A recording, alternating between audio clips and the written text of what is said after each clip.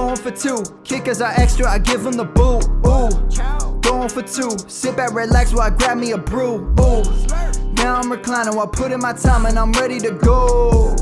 My spine is aligning and much my lineups, my bank account grow. I am so rich, but knowledge is all that I'm leaving it with. Ooh, listen to this, multiple options, how far can I get? Ooh, DFS Dynasty redraft tonight, I'm not finishing last. I'm finishing past any and all, I am looking to last. What else? This spot is popping and I am so locked in and only opening the door when it is opportunity knocking. And all of these spots keep on talking and talking. So what are we talking? What kind of alignment? And running it deep, even players forgotten or came from the bottom or hitting that top. And this spot is popping, yeah, this spot is popping. And woo! This is the armchair, yeah. Put up your arms, yeah. Sound the alarm, yeah, yeah, yeah. Ooh. What is going on, guys, and welcome to episode 338 of the Armchair Fantasy Show. I am your host, of course, Geoff Lambert. You can follow me on Twitter at GeoffLambert77. Of course, we are live here every Wednesday night on Facebook Live, Twitter, YouTube, and Twitch, and syndicated in all major podcast networks. It is officially week one.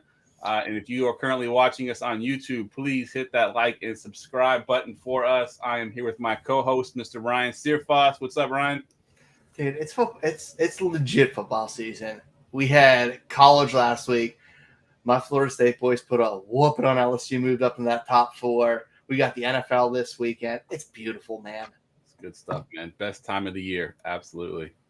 All right, joining us. It's been a while since he's been on. I had to get my man on here to kick us off for week one here, Mr. Robbie Johnson, a.k.a. RumBoyz Robbie. He is the CEO of RumBoyz Fantasy and Marketing and Talent of Big Guy Fantasy Sports. You can follow him at RumBoyz R. What's up, Robbie? What's good? Can I get a year in the chat from everybody? Cheers to me. Cheers to you. Shout out to the whole Going for Two live crew. Big shout out to the Armchair Fantasy Football Show. Let's get it popping. Dilly. That is why we have this gentleman on here week one to kick it off right. Give us some energy on this show. I love it. That's like a month's worth of my energy you just did right there. It's freaking impressive. I'm ready for it. that. One. Y'all brought out the RumBoyz. We gotta do it and do it right, baby. Let's get it. One thing about me, we're gonna make it do what it do, baby. We're gonna make it do what it do. Good stuff. So, Robbie, for my listeners that don't know who you are, give us a rundown of what you do in the fantasy space. A little bit of everything. Writer for Big Guy Fantasy Sports right now. On-air personality for Big Guy Fantasy Sports and marketing specialist for Big Guy Fantasy Sports. Also doing some marketing on the side for my homies over at FTN.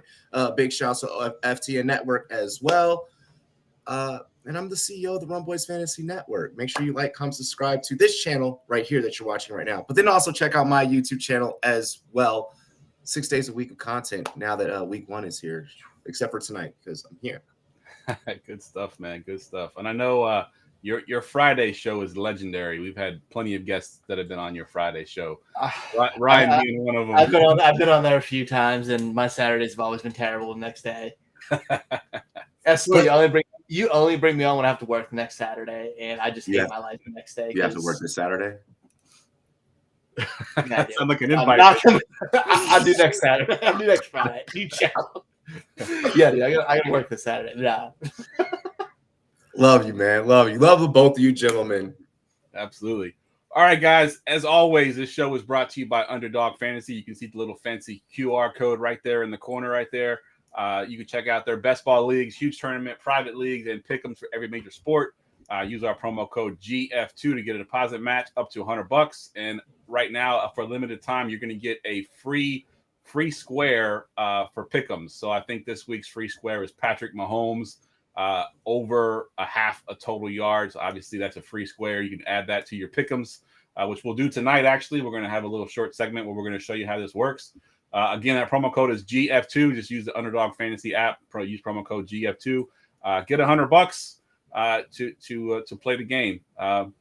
Today is going to be a pretty jam-packed show here. We got some stock up, stock down as we head into week one. We'll play a little factor cap. Of course, we got some listener questions that we'll try to get to tonight. But, of course, as always, kick it off with the nonsense draft. Attention, everyone. Let's mock draft. All right, so we are drafting fictional characters we would like to see fight each other. And Robbie, you have the 101 here. Let's see what you got. Really quick, can I just shout out the live chat? Jamie, what's good? SC Express, what's good? There's a lot of moistness in the chat, and I don't know if that's just because the Caramel Thunder is here. Speaking of Thunder, in the fictional draft, who we would like to see fight each other, I have to represent the anime community, especially because I just took Jamal Williams in the FCN draft tonight. So I have to represent the anime community here. We need to go with the classic Goku versus Superman battle here as the 101 overall.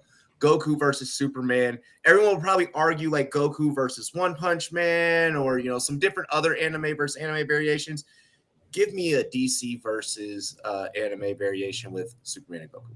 I love it.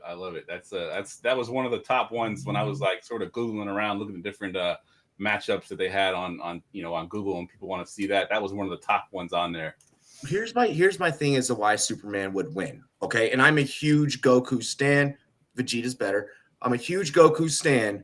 But what I will say, we all watched that Spirit Bomb episode as kids when he was fighting Frieza. And that whole Spirit Bomb took 2 episodes. Just a transformation into a Super Saiyan form can take an episode. With that being said and stated, you're going to get lit up by them laser eyes, bro.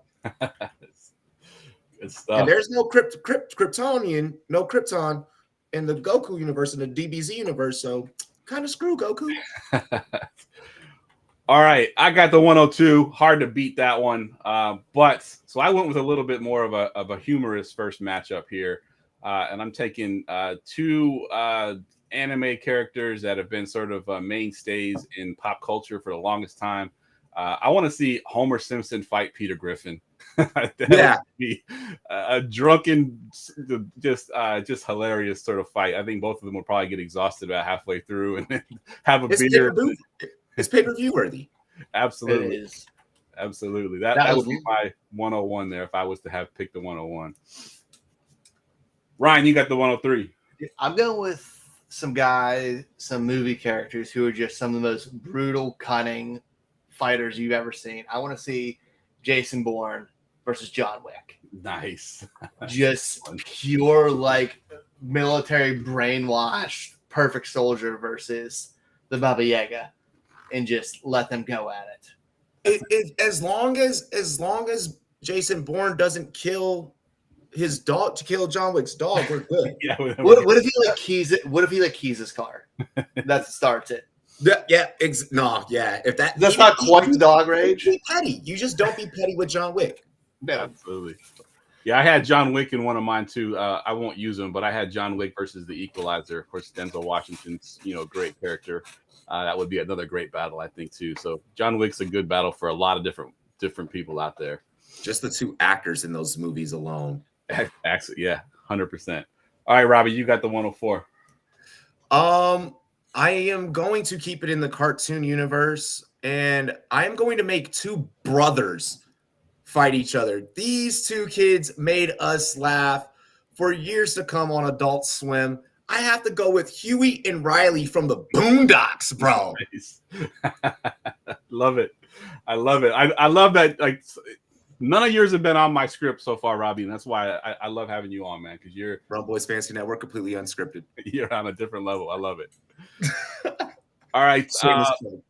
105. I got a couple ways I can go here, but I'm going to go with a more traditional one that if you grew up in the 80s and early 90s, you'd probably want to see this one. I'm going with the Terminator, the original Terminator, the Arnold Schwarzenegger Terminator, versus Optimus Prime from the Transformers.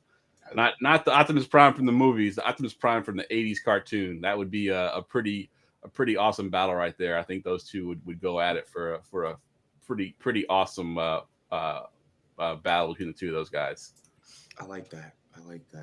I only get one more pick after Ryan, don't I? Yep.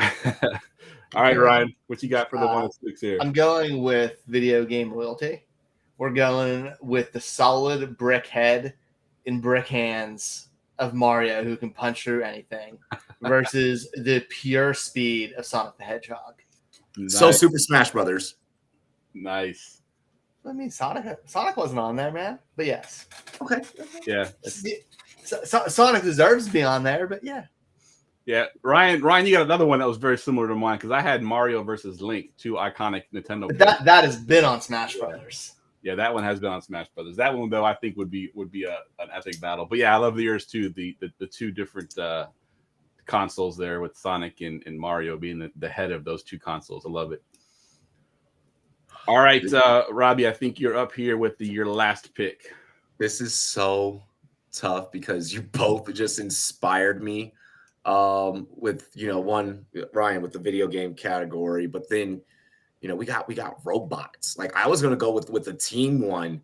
And you know what? I think I still will stick with the team one. Maybe I'll tweet out the other two that I was thinking about, or I'll throw like an honorable mention. I'm going to go with the team. I am putting the Mighty Morphin, our Mighty Morphin Power Rangers, not y'all new kid Gen Z. So the OG watching, ones. it's fine. The OG. But y'all Power Rangers can't mess with our Power Rangers. R.I.P. Jason David Frank. We got to have the Green Ranger in this. Okay, so we got the Green Ranger led Power Rangers against Thundercats. Nice. Thundercats. Oh! That was a good pull. That was awesome because I was actually trying to think of a good team one, and I didn't have the Power Rangers or Thundercats. I had the Teenage Mutant Ninja Turtles. I was like, who can I have the Ninja Turtles fight? And that would be another good one to throw in that mix there. I think that there is a YouTube adaptation where the Ninja Turtles and the Power Rangers fight. I think I have seen something like that.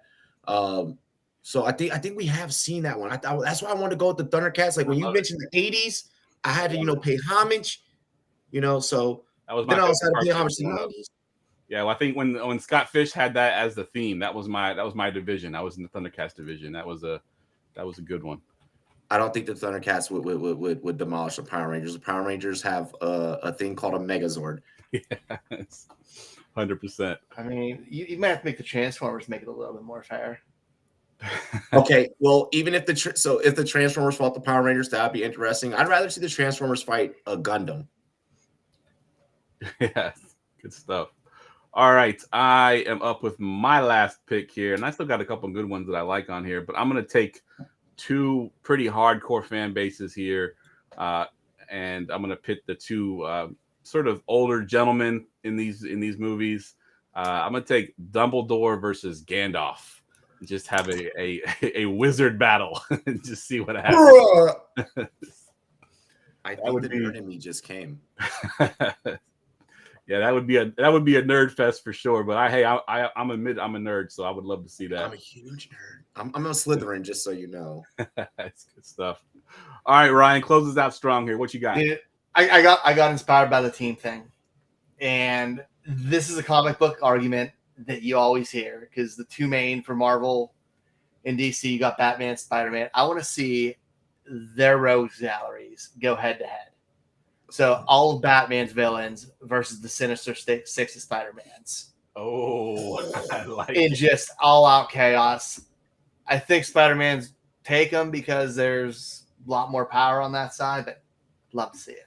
I love I it. don't care. I don't care about the power. One of my next tattoos is like a kind of like a twist on the angel and devil thing is Batman and the Joker, and the Joker is my idol. Like Heath Ledger's version, especially. That's my favorite one as well. Anarchy, you can't beat good old thought out anarchy, and we're gonna talk about anarchy when we get into fantasy football talk. Good stuff. So you have some honorable mentions you want to just hit real quick, Robbie? The honorable mention for me from a video game standpoint, I need Dante from Devil May Cry versus Cloud from Final Fantasy. Nice. That's a good one. I like and it. I honestly, like, if I were to ever like be cast in a movie and they're like, hey, let's just suddenly make Dante, I don't know, light skin, I'm so down for that role. Nice. I love it. So I had two on my list I just wanted to mention real quick. I had a team one as well. This is a very large team, but I had the Oompa Loompas versus the Minions, just because it would be all out chaos. I feel for some reason we're getting canceled for that, but I'm not sure. Nope. No cancellations. Nope. And then I had one more comedy one, and played by the same actual actor, but I'd love to see these two guys fight. Ace Ventura, Pet Detective versus Lloyd Christmas from Dumb and Dumber, because that would just be hilarious. I got two real people from the 80s because I originally thought real people when I read it. And I want to see 80s full amazing shape Sylvester Stallone versus Arnold Schwarzenegger cage yes. fight. Yes, that was something that if you grew up in the 80s, that's something you wanted to see. I mean, they fought, like, they battled it out in the blockbuster theaters, but they didn't actually fight in real life. But haven't we seen bodybuilders like, I mean, I'm not considering Sylvester Stallone a boxer by any means, but we've seen, bodybuilders kind of lose some bantamweight UFC champions. It's like, you're a bodybuilder, bro. You can't get hit or do jiu-jitsu. And so Sylvester Stallone's a former porn star, whatever. This is true. All right, fellas, let's get into some football. News and notes from around the league. All right, so the first one here is a big one all over Twitter right now, and what to do with this because you drafted a tight end early. Mr. Travis Kelce, diagnosed with a bone bruise, is questionable for tomorrow. I'm going to go to you first, Robbie. First of all, if Kelce is out, is there a viable option on that team tight end-wise? And then if there's not, who's the best player that's going to benefit from the situation if he is out? Personally, what I've been telling a lot of my followers and a lot of some of the RumBoyz premium clients, especially, is I've been on the phone all week helping people master their lineups. None of us are masters. We're all guessing. Anyways, with Kelce, with the situation, I don't want any of my followers personally behind the 8 ball post a Thursday night after week 1. I want us to kind of, a belief in the RumBoyz fantasy community, get those wins as early as you can. For that, I also tweeted out, feel free to go ahead and throw out Juwan Johnson, throw out Cole Kmet. You drafted these guys as late round tight ends, as backups for, in the words of the great comedian, what is his name? Cat Williams, for in case shit purposes. That's all insurance is. You drafted these guys for that reason only. This is why you have the sugar honey iced tea. And may it be the greatest sugar honey iced tea that you have ever tasted when Juwan Johnson goes out there and gets you 80 yards and a touchdown. Yep, I like it. So you're on the Noah Gray, the plug and play Noah Gray train. I think that if you're on the opposing end facing someone that has Kelce this week, and if it is equitable enough, what I did, and you can take Noah Gray from that person, I prefer that side of the Noah Gray strategy. Yeah. Denying accessibility versus me being the one to go ahead and drop someone that can probably be a little bit more worthy for me than going out and playing Noah Gray when we know that Mahomes can go out there and in the 3 games that he hasn't had Travis Kelce has put on a show. Yep. Good call. And the Titans were not really a part of that show. Ryan, what are your thoughts? Who benefits the most if Kelce is out? It's funny. The idea popped in my head as we were talking about it because it's definitely not Noah Gray to me. Like, I don't trust it. Mahomes on further who's good. I feel like the person who's going to play, I might actually throw this bet out tomorrow night. I haven't looked at the line on it, is Jerick McKinnon. Ooh. Just kind of is that like wild card dump off safety valve. I think someone like that benefits the most to help Mahomes out there if you're looking for somebody on the Chiefs. I don't think it's a tight end. I think the receivers are going to do whatever they're going to do regardless. I'm kind of just play a wild card, a tight end, whoever's on my team, like Robbie said, or search free agency for somebody who I think's actually a starter and I know is going to get reps as opposed to that. But I think if I'm going to take somebody on the Chiefs who gets benefit, I think I'm going to go with McKinnon. Yeah, I like that. Shot to 4.5. Huh? 4.5 shot to 4.5. Lions are away dogs at plus 180. 53 over under. Nice. That's interesting. McKinnon's kind of interesting. I wasn't even thinking that way, but you're right. I mean, he does kind of work the same part of the field You know, he runs those screens, and you know those tight end screens can be running back screens. I was kind of on the mind that I kind of like Sky Moore. I like Sky Moore even before Travis Kelce injury. I kind of like him a little bit more now. I think he can be that go-to receiver that we hope he can be. I mean, Kadarius Toney's going to be out there as well, but Sky Moore, I think, has shown a little bit towards the end of last season, and I think in the preseason so far this year. So Sky Moore was my pick to benefit the most, but I like Jerick McKinnon too. That's a pretty good choice there. And let's also not forget, if we want to just take a quick cruise, take a right turn here on Narrative Street. Last time that we saw these two quarterbacks face each other, it was a cold, brisk November night of 2018. LA wasn't all that fancy. They were playing in the Coliseum. And ladies and gentlemen, these two quarterbacks lit it up. It was like a 52 though. 51 or something ridiculous like that, wasn't it? Yeah, it was. That's where the line was, and they ended up shattering that line. Yeah, I remember that. It was a huge DFS game for sure. Absolutely. I think that I feel more confident playing my Lions in this one. But if you have Chiefs, this is a top 5 scoring offense. You got them. Yep. Play them. Love it. I'm playing Marquez Valdez-Scantling in week 1. Judge me if you want to, but I have championships. Good stuff. All right, let's get to a running back here. And this is a guy I've been talking about a lot this offseason. I've mentioned him in my Facebook group. My DFS Facebook group is the guy I think is going to get a ton of work. There was some concern that he might, quote unquote, start slow because of the injury last year. But when your coach comes out and says you're going to have a big role on Sunday, and we're talking about Mr. Javonte Williams, I tend to believe them. They typically don't come out and say stuff like that. And I think Mr. Javonte Williams will have a big role. What are your thoughts on Williams here in week 1, Robbie? Can we just give Javonte his flowers for the recovery that he has had? You know, cheers to that man for the recovery. With that being said and stated, everything that we thought about Javonte last year, this could potentially be that year in a Sean Payton-led offense. We are already seeing this is not, and Russ, you know, I'm not even talking to the viewers chat. I'm sending this one as a direct shot right across the bow here in the Mile High City where I'm recording from to Sean Payton and Russell Wilson. Russell Wilson, this is not your team anymore. This is Sean Payton's team. A real leader has stepped into the building and has told you to shut up, sit down, and color, which is what you realistically needed. Old military term for all my military veterans in the chat, shut up and color. With that being said, and with that being stated, ladies and gentlemen, I expect Javonte to have a bigger role. I expected Javonte to be utilized similar to what Alvin Kamara and the Reggie Bushes and et cetera have been utilized. I think this is going to be a 1-2 punch between Javonte and Samaje. And I personally, because of my experience in fantasy football, playing running backs in a Sean Payton offense, I know that the ROI is there. Therefore, give me both of them this week to start, and I can shy away a little bit from the passing game because, well, we haven't been that confident in this passing game before anyways. Good point. Ryan, what are your thoughts here?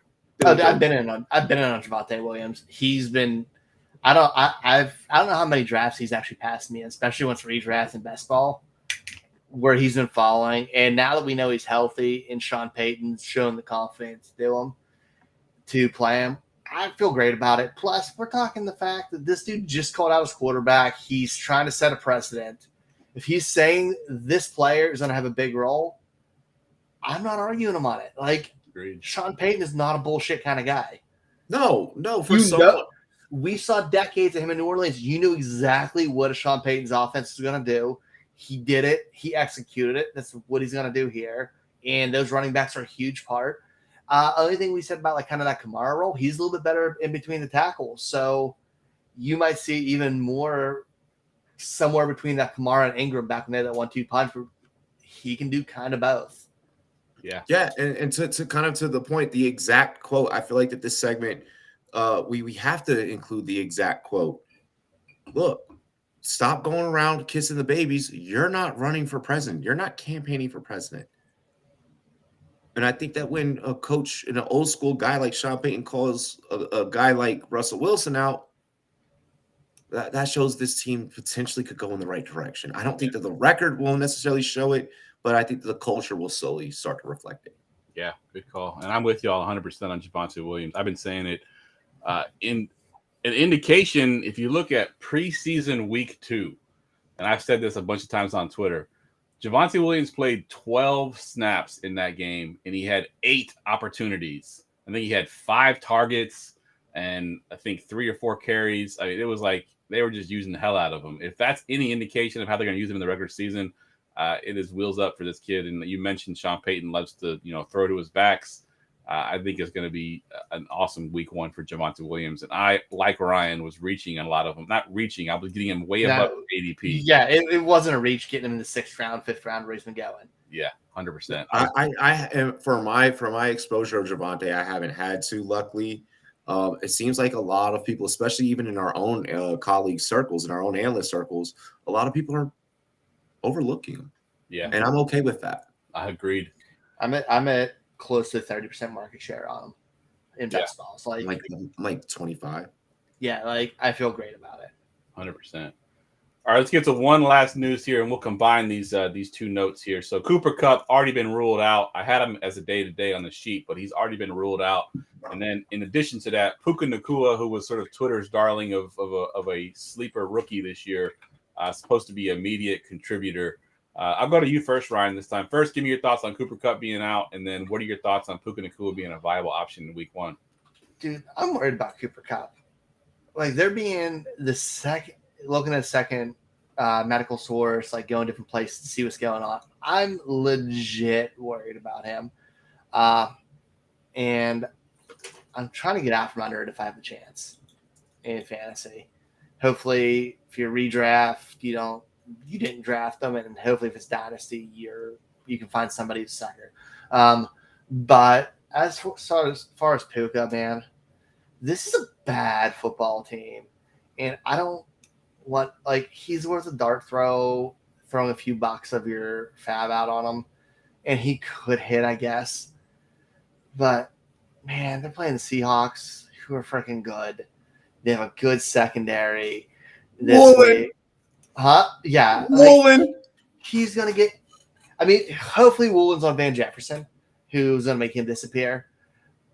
But, like, I don't want any pieces of this offense, man. Ryan, I have film on right now, and it's literally just Tyreek Woolen just lighting people up. He's so freaking good. Seahawks, they're a great defense. I don't want any parts of any Rams players this week, and especially these wide receivers. Yeah. Hell no. For real, like, for the old school like football heads that like enjoy, all of us that got to grow up watching like Legion of Boom and like even the better defenses like prior to. You want to see a game where a lot of wood is going to be laid? Pause. It's going to be – you're just going to see Seahawks laying Rams out like left and right, bro. Like, because I'm not trusting the – I have always been very biased towards Sean McVay, towards anyone that has came out of that Washington coaching room, anyone but the person that was getting the credit for the group project, a la Jay Gruden. Anyways, I should be more excited about the Rams like scheme, and even with Cooper Kupp healthy and Matthew Stafford coming back, I wasn't buying into this team. Anyways, I love Puka Nacua in my dynasty plays. I don't think that you to Ryan's point, please guys, if you follow any one of us, if you don't take anything away from tonight's show, please take away this. Don't fucking start the Rams. Yeah, exactly. I will let you start Hollywood Brown over before you start any one of these Rams receivers. You hear me? 100%. Yeah, I'll say Puka Nacua is a great dynasty stash. Puka Nacua is not a week 1 starter. Please tell me you drafted somebody better than that to play over Cooper Kupp. He's not. He wasn't even my last late round flyer in a lot of leagues. I have redraft exposure to Puka Nacua, and I have it break it down somewhere in the document. But I mean, I think maybe 2 late round picks. Yeah, 35 leagues. I took him for Jamie this weekend in the very last round of his draft because he wasn't able to make his draft, as he alluded to in the comments. But I'll give Jamie. it's the last round. Last Huh? round. Jamie a virtual hug. It's a punt. You can just It's do the last round punt. Yep, 100%. And I was eating hot wings while I was drafting the other draft. So, All right, let's do some stock up, stock Love your down. style. Stock up, stock down. All right, Robbie, we'll get you kicking off here. We'll go with the stock up. Give me one of your stock up guys for week 1. A stock up guy for week 1 for me. We're going to take it to the home team. Right now, this take that I'm about to give you smells a lot like crab cakes, FedEx Field, and sounds like go-go music. That's right, ladies and gentlemen. We are going with Jahan Dotson, ladies and gentlemen. Jahan Dotson, my week 1 play for you against a very porous, soft Arizona defense that is definitely going to key in on Terry McLaurin. I don't think that Arizona defense is scared of the F1 McLaurin injury at all. But as long as they're going to go ahead and try and key in on Scary Terry, guess what, ladies and gentlemen? Jahan Dotson, positive ROI. And you can easily slide him into your flex spot right now. And your opponent's probably going to send you a video talking some shit to you. But when you blow his back out by about 15 points, don't worry. A will be okay. I love it. And you stole mine because I had Jahan Dotson on my list as well. He was I live here in Washington, D.C., so I hear all the hype over this kid. I'm from Berry Farms. I'm from Southeast. Oh, nice. Yeah. No, that's not nice, but yeah. Like, that's not the nice part, but yeah. 100%. Yeah, Jahan Dotson. Me and Ryan have both been high on him all off season. I actually have him in my Scott. I'm going to say I started the hype train on him. You're gonna claim that? I'm going to claim that. Fair enough. Hold on. Did you? He was my number 2 or 3 in the draft that year in that class. I am such a big Jahan Dotson stan. Hey, what's his percentage against man coverage per PFF? I don't know about PFF. Okay, I know it's high. Is he above or below 80%? I bet he's above. Yes, you're both correct. Yeah, that man is nasty. Only Olave in terms of rookie receivers from last year. Only Olave is behind him. It's 78.8%. Yeah, I love that. What you got for a stock up, Ryan? Dude, I'm going J.K. Dobbins this week. Like, we're finally getting that 20-plus carry, 20-plus touch game we've been dreaming of. He was the most miserable MFer the entire offseason. He comes back to camp. He realizes running backs don't get paid. Decides to show up, look at that playbook, and you know what? He saw that new Todd Monken playbook, and he said, "I want to be a Raven for life." They asked him about being involved in the passing game, and he was super coy about it. He was just smiling and saying, "We'll see." This man's about to get fed. They're going to be playing a positive game script against Houston because they're just going to beat the shit out of this team, and he's going to get the ball a lot. He's going to have a huge performance this week. 10-point spread. Yeah, he's going off. We're seeing what J.K. Dobbins is really made of. He's never had over 18 touches in a game. We're gonna see what that can do.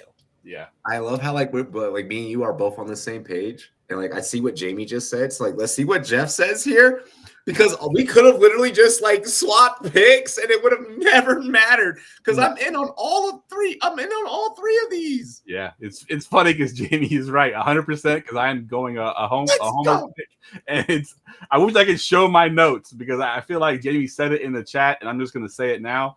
But Brandon Ayuk was my stock up, so that was 100% my pick. Jamie, good call. He's been watching the show a lot. He knows me. I've been taking Brandon Ayuk over Deebo Samuel in all of my drafts, even though ADP says otherwise. Ayuk is the number 1 option in the passing game in that offense. He has looked good in preseason. I mean, I read all the beat reporters, and they say he is literally unguardable in practice. And talking about unguardable against the 49ers defense, the fact that they can say that against the 49ers defense, he's been really good. He looked good in preseason and limited time that he was in there. He is going to be a beast. Ayuk is my guy for this year. Really quick. Again, all 3 of us, we all could have said each other's, and it would have not have mattered. I noticed that all 3 of us bought in on each other's takes. This is why we are NFL analysts, and you guys should follow us, and you should give us a like, comment, and subscribe here on the Going For Two live YouTube channel, Twitch, Twitter, and everywhere else, Facebook. Really quick though, chat. If you are watching right now, I love the personal text, and agreeing with our takes through the personal text. Fucking subscribe to the channel. Hit that like button. Show the homie Geoff and Ryan some love, and comment that the RumBoyz is here. I love it. This guy's a marketing professional right here. Obviously, he knows how to do this. I love you guys. We've all been colleagues since 2018. I came in at 2018. I was a rookie in 2018. So me and Ryan have been 20. I came in at 2015. I think Ryan joined me in 2017 or 16, I believe. And we've done nothing but show each other love and encourage. So yes, I'm bringing the energy for your show. I'm here. Let's fucking go. Like and comment and subscribe. Build the YouTube channel up for these homies. Let's do it. All right, let's do a stock down, Robbie. What you got for your stock down? My stock down. I am about to. How's the chat been in just regards to the whole topic about rookie tight ends? Like, do I have a lot of rookie tight end truthers in here, Geoff? Like, let me know right now before I say this. I'm gonna tick off your chat right now. I mean, it's patience for me. I'd never jump on the rookie tight end train. What's the chat been saying? I'm trying to not lose subs right now. No, just make them mad. Who cares? Do it. Yep. You know what? Listen. These takes are the opinions of RumBoyz Robbie and RumBoyz Robbie only. These are not the takes of the other two cast members here of Going For Two. I am sitting all my rookie tight ends right now, and I have a lot of shares of them as tight end twos on my rosters. I'm still starting my studs, my Hawkinsons, any other name that you could throw out there. Chig, I think that is a good start this week. Njoku, Juwan Johnson is just a darling. Like, we're just going to leave that at that. Pause. Anyways, with that being said and with that being stated, I'm out on rookie tight ends. I'm not doing the Mayer thing. I know everyone's like, but you're so high on Mayer. I'm not doing the Mayer thing yet. I'm not doing the Kincaid experiment yet. I'll be fine and let them be on my bench and score points and, give me the, hey, welcome to the NFL rookie week. Welcome to the NFL rookie week. But come on, guys, we haven't had this since Jeremy Shockey. You're expecting a rookie tight end to come out and give you Jeremy Shockey rookie year numbers. I'm sorry, but you're drunker than me on a Saturday night. And I'm off on Saturdays. Fancy does it every year, right? We always fall in love with these rookie tight ends, and we always think they're going to be great. And then about week 3, we're like, oh shit, we should have known better. No, I feel like we really started seeing that rookie trend when the whole Kyle Pitts thing started, and then when the slow development happened, everyone claimed onto the same narrative. But before that, we had people wanting to think OJ Howard was a star week 1. Before that, there was Hayden Hurst. It's always happened. We've always been disappointed by rookie tight ends. It just takes longer than most other positions. Every film analyst, okay, I know how we always have the numbers and the film debate. Every film analyst has told you the same exact thing when it comes to rookie tight ends and development. We've told you it's a 3-year process, so why even literally question it? And it's trusted, and I see it. It's guys that follow guys that they trust and retweet guys they trust. You know the philosophy, you know the thought process. Why not buy into the ideology? Yeah, 100%.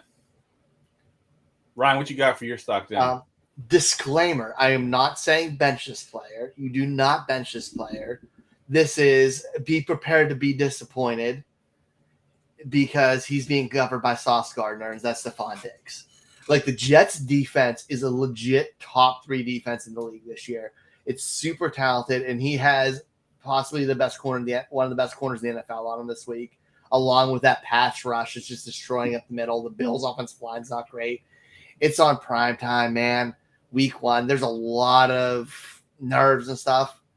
Just set your expectations if you have Stephon Diggs this week. And you might be a little disappointed. Don't bench him. Don't go out and play him on DraftKings this week, or don't bet on him. But like, set your expectations, man. 'Cause you're about to be disappointed. He's done a rough game. Yeah. Hey, write down that timestamp right there. That's your viral clip for the week. That's your TikTok. That's your Instagram right there. You're not wrong. Yeah. The thing is that you're not wrong. Like, if that outcome does happen, that's 1 million views. I like it. So my stock down's a little interesting because I think it's stock down, the community stock down, but it's not stock down necessarily on my list. And if you could buy this guy with his stock being down a little bit, you go out and do it. So my stock down is Ramondre Stevenson. We saw a note come out just recently that, quote unquote, Zeke is the goal line back and he's going to steal touches. And he might. But Ramondre Stevenson is still going to get the majority of the work. He's still going to get his touches in the red zone. He's going to catch all the passes out of that backfield. Ramondre Stevenson's stock may be down, but I am buying that stock while it is down because I think he's going to have a monster season. I know Ryan's big on Ramondre Stevenson as well. He's going to be involved in the pass game. Yeah, that note came out today about what was that? You home run that. Yeah. Yes, Stevenson. I mean, that note on Zeke was sort of damaging to his stock, but I'm not buying it. Give me all the Stevenson I can handle right now. I also trust Bill Belichick's word about things as far as I can freaking 100% throw beluga whale. Like, stop. 100%. Why are we believing Bill Belichick and New England's beat reporters? Hey, careful about joking about whales. Jim Irsay is going to be in the chat lurking, okay? Well, he's going to save him. He's going to pick him up with an airplane. But I don't believe anything Belichick says. He's a habitual liar. He lies just to lie. We believe that we're idiots. The beat reporters in New England are just as bad. Yeah, bro, he's that person at the poker table that, like, you know that he's bluffing, but he still checks, and it's like, bro, like, I know that you're holding pocket aces. Like, stop playing, bro. Like, just let it be. Like, we see what the river is. We see that there's another ace there. You're clearly only doing this because it's obvious. You don't gotta lie, dude. You don't gotta lie to kick it. You got a lot of kick. Real quick, that comment about benching Diggs for Deontay Johnson. Mm-hmm. I want to specify that and say no. But what I'm saying is, if you're playing Diggs in your flex option, you're debating between somebody safe and somebody who's like a boomer bust player. Go for the boomer bust player. Go for the big player as your flex to counter a possible bad game for Diggs. Don't play the guy over him. I will also say adjust the rest of your lineup. I agree with you. If you got Johnson on your bench, then you must have a really solid receiving core because he's starting in most of my lineups. Hold on. SC is a RumBoyz, on-air personality, the homie in the chat. Like, he is one of the guys. Like, he's one of the guys. So he really, really knows what he's doing. You know what I'm saying? Like, he really about that thing. I did see some Derrick Henry takes come up in the chat. Really quick, just to give you a quick bit on the Derrick Henry because the chat, I saw you guys bring that up. Guys, no stock down on Derrick Henry. You are riding the wheels off this until it fucking falls off, okay? Until this stock crashes. You ever ridden a stock till it crashes? And because you just have that much faith and I've been there. You're riding this until it's done. This is Emmitt Smith all over again. Until Emmitt is officially done bodying dudes out there, you're not done. And Derrick Henry's not. If you've won with them, lose with them. Yeah, 100%. I like that. I like that quote. Put it on a t-shirt. Let's go around one more time here. Give me a stock up and a stock down. We'll combine them into one here. We'll go to you first, Ryan. Stock up. I'm straight cheating on this, and I'm just going after the Rams again. The entire Seahawks offense this week. Stock up. Dude, the Rams stink. And everybody's talking about how bad Arizona is. The Rams literally have Aaron Donald on their defense, and that is it. That's it. Like, I kill it with it. Like, stop. They're going to get just stomped. Seattle was really good last year. DK Metcalf's going to go off. Both running backs are probably going to go off. Tyler Lockett's probably going to have a good game. JSN might get involved. They're going to kill them. I'm going to look at my LA demographic after this stream. Sometimes I just pick a fan base and I like to just go after them. I feel that way. And stock down. This one pains me, and it's just for this week. But I'm going to say it: DJ Moore. Geoff, get your host, get your co-host. Stop. Co-host, Geoff. That match. I love DJ Moore, by the way. I'm a huge DJ Moore person. I think he's absolutely fantastic. He's been my dude for a long time, but he's going to catch Jair Alexander this week. And I don't care about Jair. The Packers ain't going to make this a game where you're going to throw it. They're going to be running the ball in the Packers ball aren't even going to make this a game. If they don't, you're right. If they don't make a game, guess what? That means that they're going to be running the ball and DJ Moore's not getting fed. Yeah, that's a good call because you're right. No. That means that DJ Moore in the first half is going to have 2 touchdowns, and they're not even going to. And DJ Moore's going to do so much for your fantasy team that you're not going to have to worry about quarters 3 and 4. So Robbie thinks that Moore is going to get half of his season total touchdowns in the first. I'm glad we got a disagreement finally. I bought all into the Bears. I bought all into the Bears. Good stuff. All right, what do you got for your stock up and stock down, Robbie? You know what? Now my stock up is the Bears. I'm going to keep it in Chicago. Yo, Lil Durk had a fire album this summer. Like, Chicago's dope. Like, the music scene is dope. I've been craving deep dish pizza lately since DJ Moore's got to Chicago, ladies and gentlemen. Look, you might even start seeing me on Instagram rocking a Bulls jersey, okay? No, I'm kidding. It's still LA all day. With that being said and being stated, give me Roshan. Give me Khalil Herbert. I'm not worried. I'm not going to play him this week, but I slowly but surely think that all these receivers become profitable. Ladies and gentlemen. That's the key word. I know that everyone says faith. Hold on. I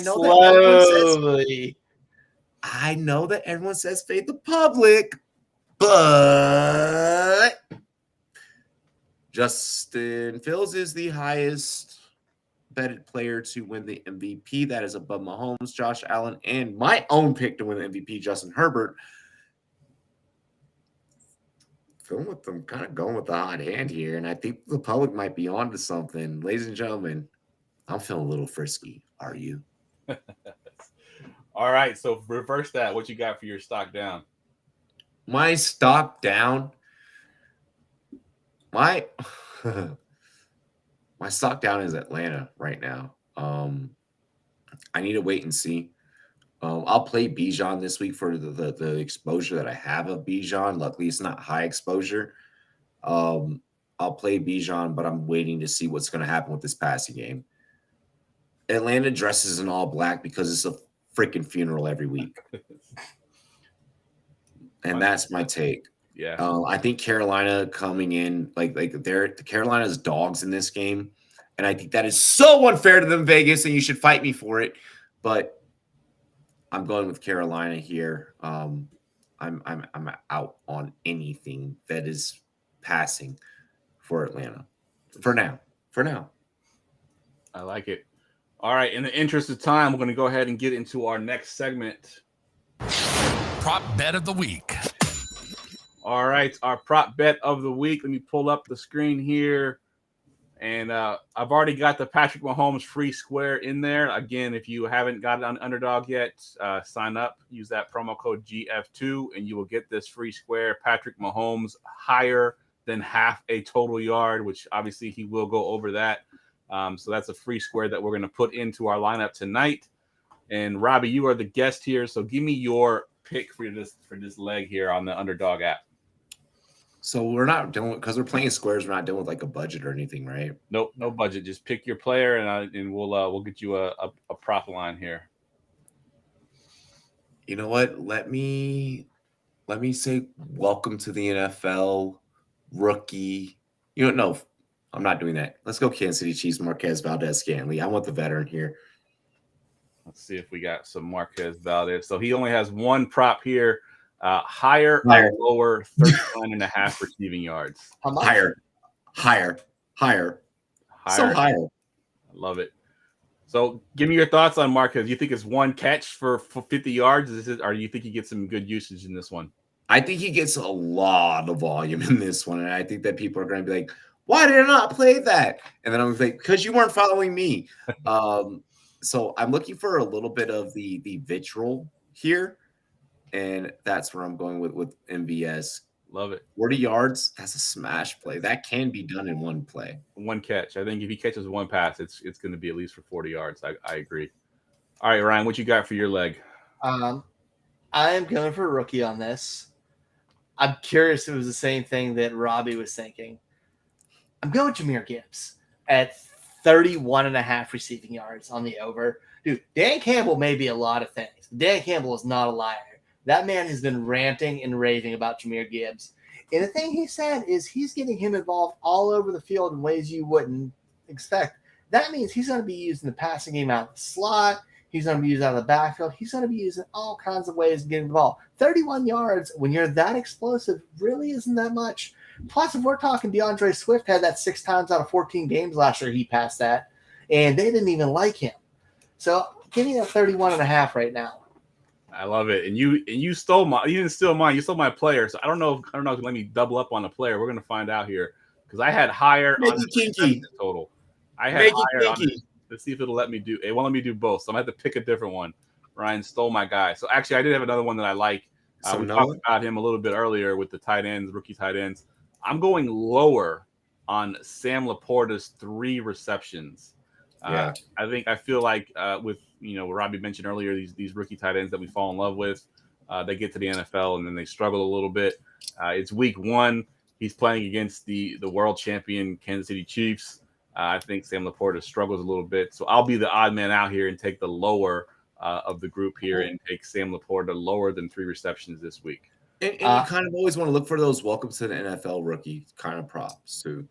Yeah, I know that Quentin Johnson could have a touchdown, in that Chargers matchup. That's a welcome to the NFL rookie type of prop. Look for those this weekend. I'm sure this channel, my channel, will be discussing them. Follow both. We'll hook you up. Absolutely. So I'm going to put this down. We got a 4-leg with that Mahomes free square. I'm going to put down $5 to win 50. Tune in next week. We'll see how we did. I'm a little nervous about this one. This one's a little bit more risky, but I like it. Because Robbie's got the MVS one. I got Sam Laporta with 3 receptions. I think Ryan took the safe route with the Gibbs receiving yards. I think he crushes that for sure. The other 2 I'm a little worried about, but I like it. Would it be me though if I went with the chalk? Yeah, exactly. 100%. All right, let's do some fact or cap. And now it's fact or cap. I've been waiting for this. All right, so this top one here leads right into the guy we were just talking about. So Ryan, I'm gonna go to you on this one. You just picked him in your underdog leg here. So let's see. Jahmyr Gibbs will lead all running backs and fantasy points in the Chiefs-Lions game. Now, you just pumped up Jerry McKinnon earlier in the podcast. Then you went Gibbs. So those 2 guys, what you got? I was about to go weird and say David Montgomery because he's about to get that red zone work. Just confuse people. But, man, if we're talking pure PPR, I think I'm going to take Gibbs. I think he's going to be very involved in that offense. And being it's just Amon-Ra St. Brown and we're kind of injured the rest of the way with Jameson Williams out there, I could see him getting all kinds of work. So I think it's a safe play out of it. But I wouldn't be surprised if Montgomery gets a lot more work. I saw in the chat the only anytime touchdown bet for him. I freaking love that bet. I was talking about that on my other show last night because we were talking about his season total over 6.5, and I love that. But I think David Montgomery's going to be a lot more involved than people want to admit because it's gross. Good stuff. Jamie, I do think that is a lock. He's a RumBoyz rookie. Why would I not take an opportunity to bet on a player that I've interviewed? And I am going to go fact. I am going to go fact along with Ryan. Ryan's my friend. We just picked Jahmyr Gibbs. I'm going to go fact. Love it. Yeah, I'm going fact as well on that one. I think McKinnon kind of could compete for that title, but I think McGibbs, they want to show off their new toy in the first game of the season. I think he gets plenty of work. He ends up being the leading running back in that game. All right, this next one I'm gonna go to you first, Robbie, because this is Ryan's squad here. So I'm gonna give you the chance to talk about his squad.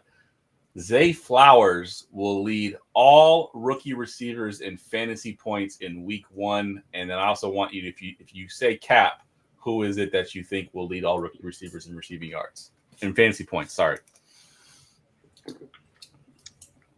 Ryan, you're so freaking lucky that I have watched rookie wide receiver film ad nauseum.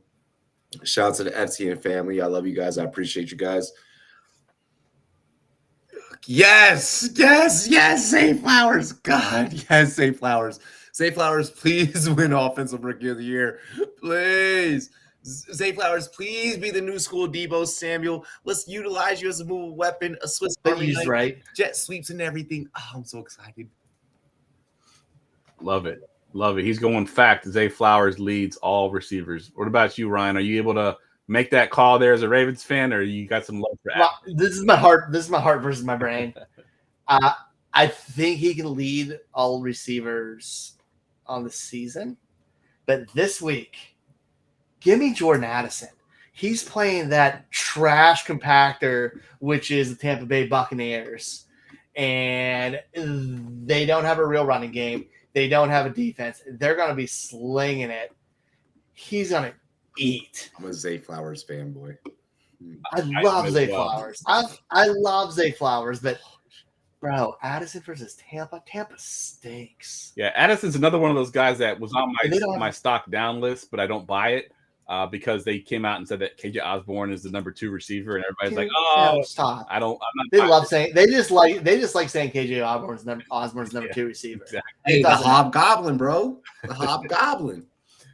He ain't shit. It's fine. I'm going factor with Zay Flowers. I think he does lead rookie receivers, and I'm with Robbie and Ryan. I love Zay Flowers. Loved him pre-draft. Loved him post-draft.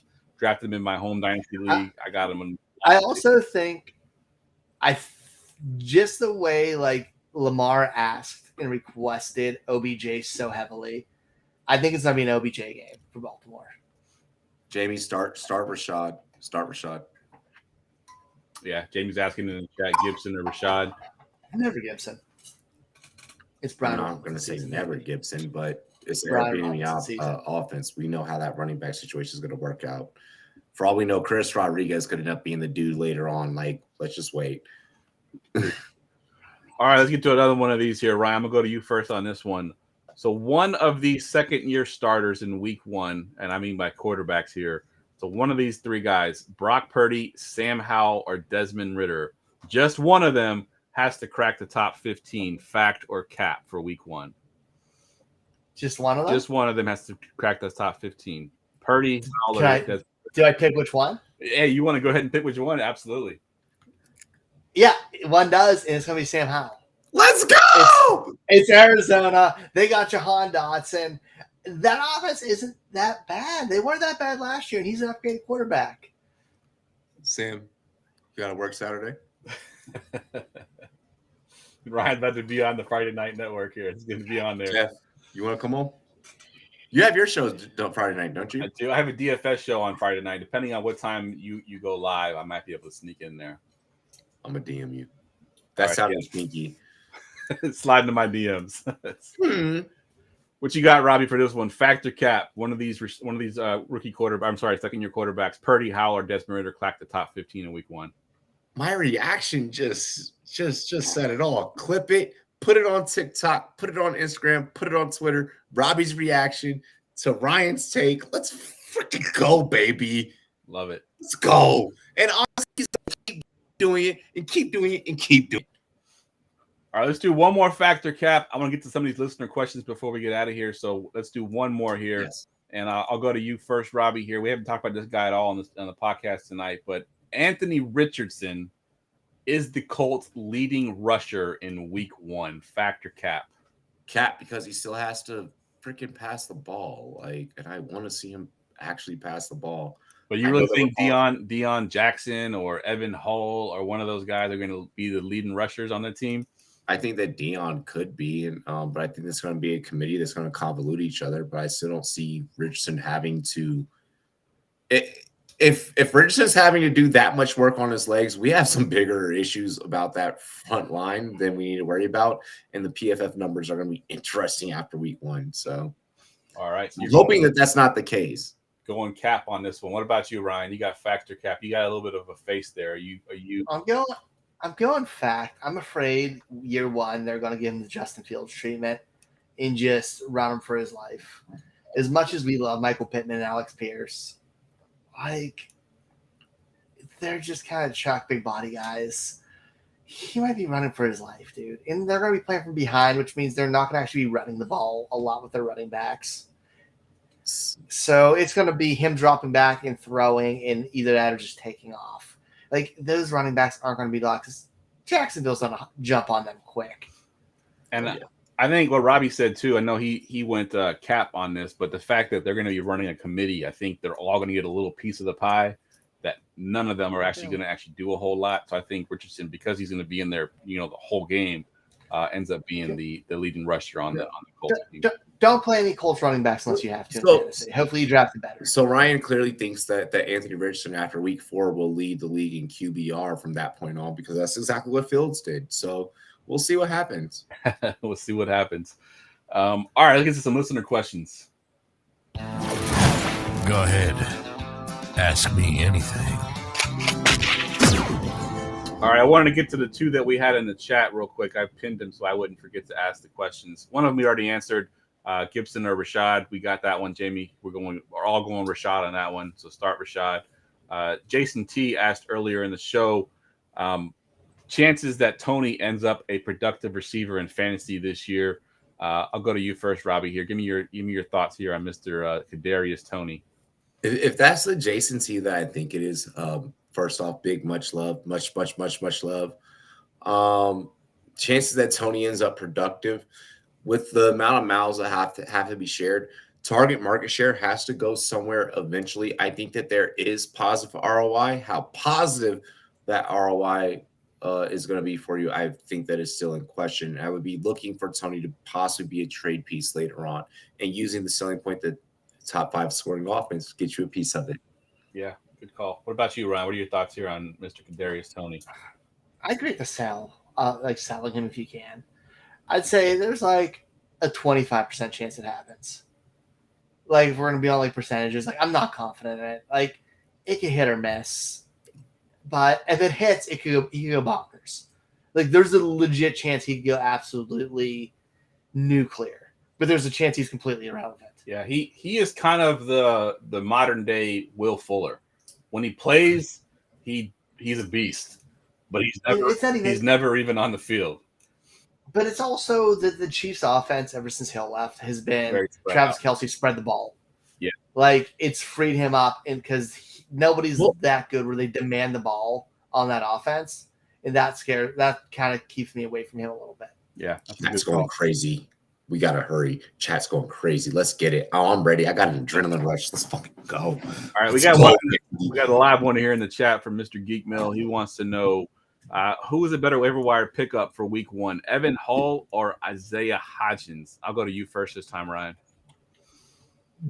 Give me Hall because of the rookie upside on that. You watch film? You watch film? I do. Okay. Come on. But who got that dog in him? Who got that dog in him? We talking on the Giants? It's going to be Jalen Hyatt season, baby. Yeah, Ryan's Jalen Hyatt guy. Okay. Yes. But yes. And this is a team that's going to run the ball and play defense.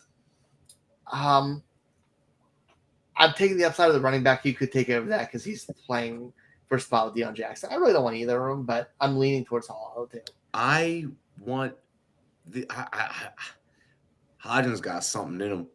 He's going to find his way open. I know Hyatt's going to do his thing. I know Slayton's going to do his thing. If I'm waiting between the two, we go in 3 guys doing their thing with Daniel Jones plus Darren Waller, yes. plus Barkley getting 90 balls with Danny Dimes. We're getting that many people doing their thing there. Hodgins could if Hodgins breaks free on 1 to 2 plays and Daniel Jones finds him, it's done for the other 2 for that night. Oh, he's going to be an awesome best ball play. Yes. Yeah. But we're talking like redraft fantasy or dynasty fantasy. So I'll say this, and I'll just take the question verbatim. He wants to know waiver wire pickup. I'm taking the running back. I'm not starting either one of them if I pick one of them up. But give me the running back only because running backs, we know they get injured. Even if JT ends up coming back, if Hull shows any kind of wiggle at all in these first 4 weeks, JT could, get injured in week 6, week 7, and then Hull becomes viable again. So always give me the running back when we're talking about guys that are dart throws because they can have value at some point during the season with injuries. I didn't look at the waiver wire part because of that. Yes, it down goes to the running back. Yeah, fair enough. That was the.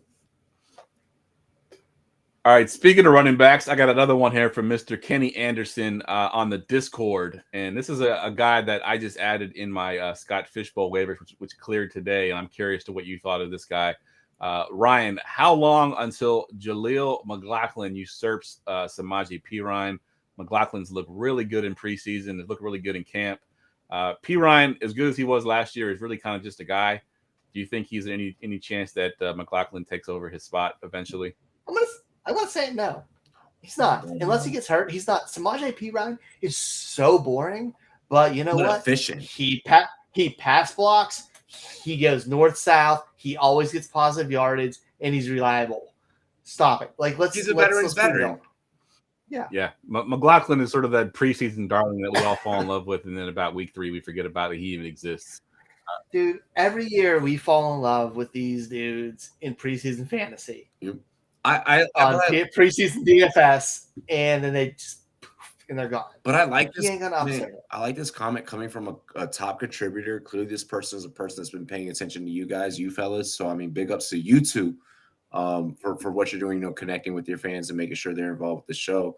But this is definitely a dynasty take.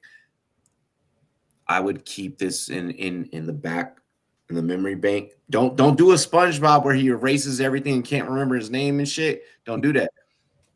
I think this is a great dynasty take, and I think that as the season progresses, and once you start seeing that value, grab them, keep them on your team, roster them, let the value increase, trade piece. Yeah, I like it. All right, let's do a couple more here. Let's see. Let's go to Nick. Nick T has one. He wants to know. He's got 3 guys. He's trying to start in his flex half PPR. Montgomery, Mostert, or the aforementioned Raheem Dotson. Jahan Dotson. This isn't even a question. It's Dotson. Yeah, it's we don't Dotson. even need to explain it. Dotson. There doesn't need to be analysts on it. It's not close. There's no reason to get behind the ball on Detroit, so you don't need to play Montgomery. Mostert is, well, you've seen what you've gotten from him in week 1's previous. Don't do that. So go Dotson. Dotson, 100%. And Dotson's gonna be wide receiver 2 this year. Yeah, he could, maybe higher. wow, I like it. Dotson's this team could have 2 ones. And, this team under EB could have 2 ones. Yeah, dude, he's gonna be the one there. All right, last one. He's gonna take over McLaurin. Last one's a dynasty trade question. This one's from Tyler Lucier. He wants to know, would you consider trading CeeDee Lamb for JSN and 2 24 firsts? I'll go to you, Robbie, on this one. So CeeDee Lamb for JSN and 2 24 firsts, essentially 3 first-round picks there when you think about it. That's the only way that you hit accept. I mean, it's equitable, but the only way that you hit accept is if you're still building for that championship. If you're already championship ready, back out now. Stop it. Go and put your gloves on and swing for the freaking goddamn fences. But if you know deep in your heart of hearts, because it's a dynasty league, play your cards right, build up, get your championship the next year or 2. He does say there that his team is not in a full rebuild, but he lacks depth and aren't good enough to completely compete yet. Then that's the only reason that you're doing it. Let this guy get his rocks off. You come in later and you play cleanup and you set up a championship run for a couple of, runs. That was a pause moment. Don't let him get his rocks off like that. But yeah. What about you, Ryan? CeeDee Lamb or the JSN and the 2 first side? Yeah, if you're in that situation, I'm taking the package. I think JSN has the talent to become a wide receiver one, high end one. Not this year, but I think he definitely has talent too. Everybody had him wide receiver 1 or 2 in the rookie draft this year. Talent doesn't disappear. And next year's class, and they don't say this is super flex. This is super flex smash. Yeah. But next year's class has a lot of talent, man. Already 2 firsts. All you gotta do is hit on one, and you win this draft. Yeah. Really quick, man. Big shout out to Tyler the way that he posed up this question, man. Thank you for giving us the background story on that. That makes it a lot easier for us to diagnose the right situation for you. So big ups. If you guys aren't prefacing your question that way, kind of start, thinking about, adding some context into the question so that we can really just be the best analyst for you that we can be. Absolutely. Absolutely. Love it. All right, let's get to our last segment of the night. Get ready for GoingFor2.com's Forgotten Fantasy Player of the Week. All right, I've been waiting all night for this one. I'm curious to see what Robbie can bring for us tonight. What you got for your hints here for your forgotten fantasy player? So when I got to this on the show sheet, I was at work preparing for it, but I know that there is a player that I want to mention, just because this Bayou Frenchman got me to like 2 championships back to back with the stints with Washington, and that is no more, ladies and gentlemen, than Pierre Damn it. Garcon. You're supposed to He hasn't been on the show since we changed the format. Yeah, you got to. Damn it, Robbie. Yeah, the format changed. We want you to give you a hint, so we got to guess on it. Sorry, man. I should have pointed it out to you. The last time you were on, we just had you give the player. Now we're having you, because we've done this for 6 years now. We've done it for so long. We got bored. Damn it. He's a Colts and Cardinal. So Pierre Garcon is a great forgotten fantasy player for sure. Dude, when you said Bayou Frenchman, I immediately thought Pierre Thomas. That's who I thought, because he's the Saints. But it's all good. It's all good, Robbie. It's all good, man. It's okay. We ran long anyway. Yeah. Pierre Garcon. I'm very sad because I just wanted to keep extending my lead on Geoff in this event. We haven't been keeping track, so I wish we had a kept He's track. a Garcon. I win. So yeah, I think Jamie guessed it last week, right? He did. Jamie probably has more than you too. Hey, you're probably third. Hey, slow down. I got some good ones in there. I still claim the Tolbert one, even though I couldn't think of his damn name, and you thought of it. Hold on. No, let me give you guys another player, because I do have one stashed. This man, obviously wide receiver, multiple Pro Bowler. Let me make sure I get his exact number of Pro Bowls right. Pierre Garcon. He is South Korean born. He also is a coach. He is a head coach right now in a professional football league that is led by no other than our favorite wrestler of all time. Hines Ward. Huh? Hines Ward. You're a dick. I'll fight you. Dude, there's not many South Korean born NFL players, and I live in Pittsburgh. That was easy. That was not going to help me at all, but that obviously helped. Like that, like I love how it could have been Datwin, and he could have been talking about IDP. You said Pro Bowler. Datwin was a Pro Bowler for Dallas. I think he was like a 2-time Pro Bowler, 3-time Pro Bowler. Yeah, Datwin. But no. So Hines Ward. Okay. There's mine. That's all right, Robbie. We'll get you back on some point this season, and we'll get you to redeem yourself on the forgotten fantasy player. I'll just do a TikTok for it, and then we'll just collab on this segment for one TikTok and make it short for them. There we go. I love it. All right, man. That wraps the podcast up. Robbie, we'll go to you first, man. Give us your Twitter handle, plug your show, plug everything that you're doing in the fantasy space. Let my listeners know where they can find you at. Yeah, I have a shot of rum perfect for this closeout. I purposely saved this for this. Listen, ladies and gentlemen, I don't necessarily want to make this about me. When it comes to everything that any of us independent freelance analysts do, Go in the bio, hit those links, check out those links. Like a video, whether you're watching that video for like 5 seconds or you're watching it the whole way through, like that joint, subscribe to that, share it. You know, I'm not here to push, stream donos, but donos go a long way. Motherfucker, you tip your bartender, tip your damn analyst that's helping you win your fantasy football league. With that being said, though, you can find me at RumBoyz Robbie on Twitter, RumBoyz spelled with a Z, N-E-T on any other social medias. You guys have been killing it on the RumBoyz Shorts charts. The RumBoyz Shorts charts are the new TRL or 106 in Park for NFL Shorts. So even if you're not a part of the RumBoyz Fantasy Network, you can literally submit a short. We'll upload it and we will shout you out as part of that top 10. We're expanding this to represent not just our channel, but any and all podcasters in all of their networks. So look out for the top 10 shorts charts. And yeah, big shout out to FTN, big shout out to Big Guy Sports Fantasy Network or Fantasy Sports. And fuck, I love each and every single one of you. Like, comment, subscribe. Dilly. Cheers to me, cheers to you. That's one of the best outros ever. Ryan, you got to follow that up. What you got going on? Yeah, I'm not. I'm just be nice and simple because I don't got the bravado, but it's awesome. Yeah, find me Twitter Fox534. Find me on here every Wednesday night. Like Robbie said, hit that subscribe button. Please. And give us a follow. Give Robbie a follow. His show's a blast. I've been on that Friday night show a bunch of times. I get in trouble. I'm one of the few people I think can actually get in trouble on there. No, everyone gets in trouble. It's true, yeah. Everyone gets yelled at by the wife the next morning.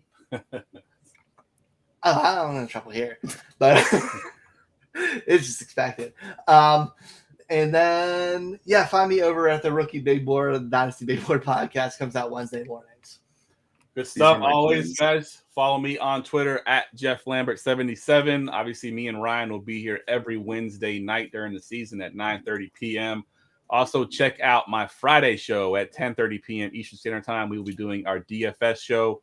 It'll be the first time in 6 years that Gersten will not be on the show. He is his job is kind of taking him away from it. So we're going to have a new guest come on every week to join us for DFS. So if you're a DFS player, come find us at 10:30 p.m. on Friday night.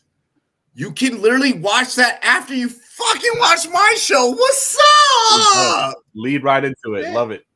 And it'll be on time because Gersten's not there. 100%. Gersten never could get the time zones right. I'd say, hey, 10:30 p.m. Eastern Standard Time. What time is that in my time? Like, dude, 8:30. You're 2 hours behind me. 8:30. Jamie, I love you. Whole entire chat. I love you guys. Thank you for pulling up and supporting this YouTube channel. Absolutely, guys. Going for 2, baby.